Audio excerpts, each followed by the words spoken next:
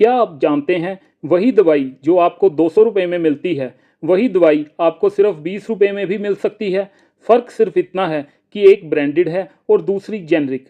लेकिन क्या दोनों दवाइयाँ बराबर असरदार होती हैं और कानून इस पर क्या कहता है, जानते हैं आज की वीडियो में। पहले समझते हैं जेनरिक और ब्रांडेड का फ़र्क। जेनरिक दवाई मतलब वही active ingredients, same dose, same असर। और ब्रांडेड दवा वही फॉर्मूला लेकिन महंगी, क्योंकि इसमें ब्रांड नेम और मार्केटिंग का खर्चा जुड़ जाता है।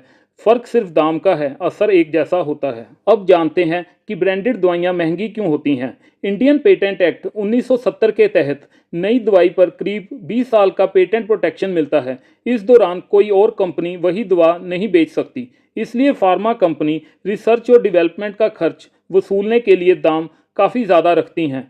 कंपनियां डॉक्टर्स और हॉस्पिटलों पर करोड़ों खर्च करती हैं। कॉन्फ्रेंस, गिफ्ट्स, एडवर्टाइजमेंट, कमीशंस, ये खर्च आखिरकार मरीज की जेब से ही निकलता है। अब जानते हैं कि जेनरिक दवाइयाँ क्यों सस्ती होती हैं। पेटेंट खत्म होते ही बाकी कंपनियां वही फॉर्मूला जेनरिक नाम से बेच सकती हैं। रिसर्च और मार्केटिंग का एक्स्ट्रा खर्च नहीं, इसलिए दाम कम हो जाता है। मार्केट में कंपटीशन बढ़ता है, कीमत और गिर जाती है। ड्रग्स एंड कॉस्मेटिक्स एक्ट 1940 कहता है कि जेनरिक दवाई तभी बिक सकती है जब उसकी क्वालिटी और इफेक्टिवनेस सरकार अप्रूव करे, यानी जेनरिक भी उतना ही असरदार होती है जितनी की ब्रांडेड दवाई। Medical council of India regulations 2002 के तहत डॉक्टर्स को लीगल ड्यूटी दी गई है कि वो जेनरिक मेडिसिन प्रिस्क्राइब करें।